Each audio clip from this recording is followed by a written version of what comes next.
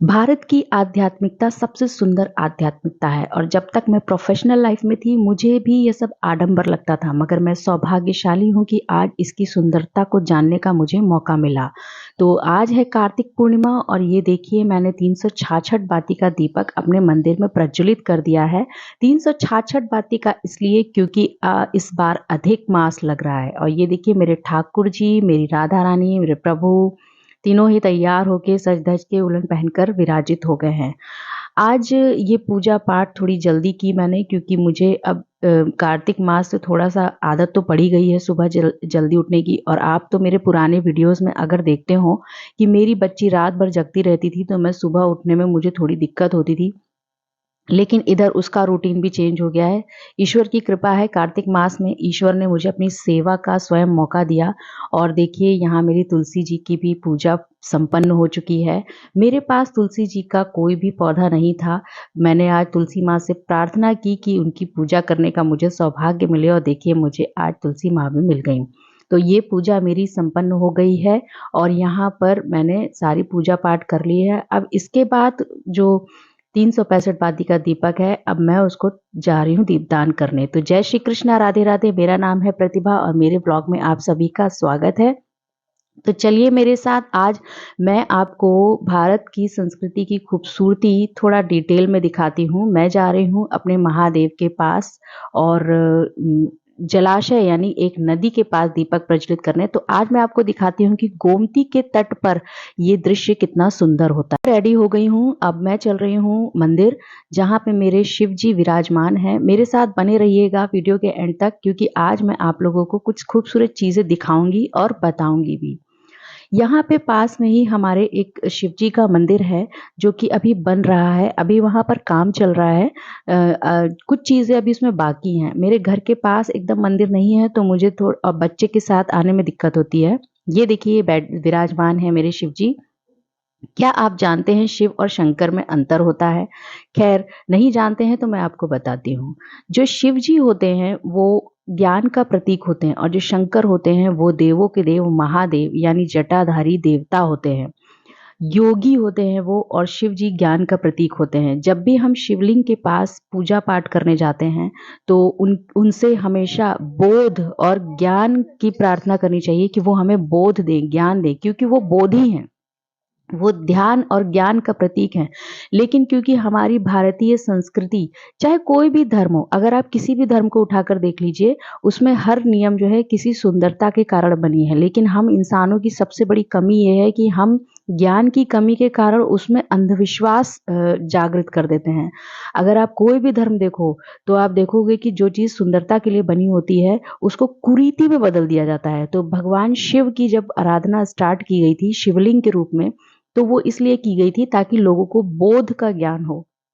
लेकिन लोगों ने क्या किया, जो अज्ञानी जन हैं, उन्होंने क्या किया, भीड़ इकट्ठी कर ली और ये अर्पित कर दो, वो अर्पित कर दो और भगवान शंकर हमें ये दे दें, वो दे दें करके हमने शिवलिंग के प्रतीक का मजाक बना दिया। पर मैं इस चीज़ का विरोध करती हूँ, इसलिए आपको ये बात शेयर कर रही हूँ।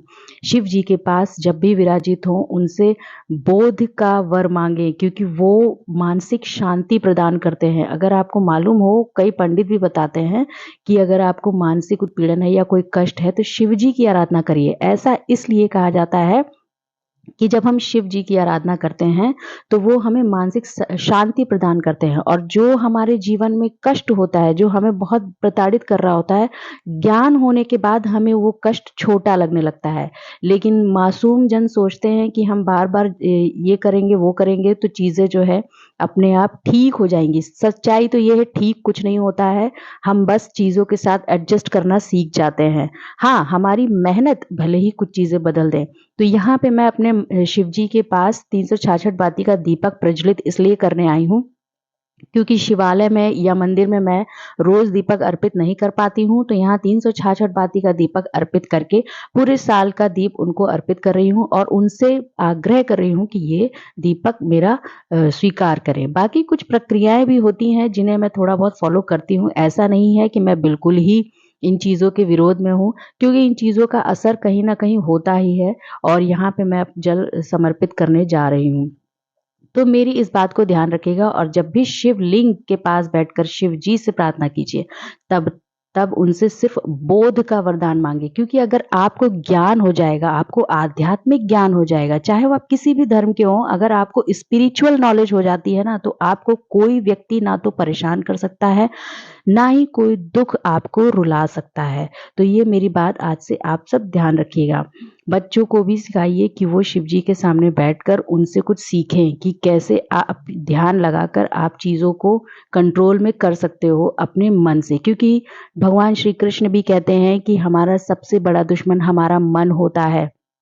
और हमारे जो गुरु हैं सदगुरु जी, उन्होंने कहा है कि जब से आकाश में एरोप्लेन वगैरह उड़ने लगे हैं, अब आदमी की जो मानसिक शांति है वो भंग हो चुकी है। तो अब ये लीजिए, हमारी पूजा हो गई, अब हम चल दिए हैं घर। अब हम जा रहे हैं एक नदी के पास, जलाशय के पास। हमारे लखनऊ में गोमती नदी बहती है। वैसे बहुत से मूर्ख लोग नदी का अपमान करते हैं, लेकिन अब मैं उन्हें क्या बताऊं कि नदी का जो रंग होता है वो नदी की मिट्टी के कारण होता है। अगर आप गंगा जी को देखो तो उनका रंग मटमैला होता है, क्योंकि उसमें मटमैली मिट्टी होती है। और गोमती जी का पानी अक्सर काला दिखता है। आप कहीं भी जाके देखेंगे तो काला ही दिखेगा, क्योंकि वो मिट्टी का असर होता है। पर हाँ, सीवेज एक सबसे बड़ी समस्या है, इससे कोई हम मना नहीं कर सकते हैं। लेकिन सीवेज की समस्या हर नदी में है, यमुना नदी में भी है, गोमती नदी में भी है, गंगा नदी में भी है। लेकिन हमें जिस चीज़ से हमारी प्यास बुझती है, जिस चीज़ से हमारा पूरा शहर पल रहा है, उसका अपमान अच्छी बात नहीं है। तो जलाशय में आज मैं दीपक प्रवाहित करने आई हूँ। मुझे बहुत ही सौभाग्य प्राप्त हुआ कि मैं यहाँ पे दीपक प्रवाहित करने आई हूँ। देखिए, किसी भी धर्म में आध्यात्मिक सुंदरता होती है तो कुरीति भी होती है, और हमें लगता है कुरीति अज्ञानतावश होती है। अगर मैं आपको एक उदाहरण दूँ, राजा राम मोहन राय जी ने जब सती प्रथा का विरोध किया था तो सबसे पहले उनकी माँ ने उनको घर से निकाल दिया था।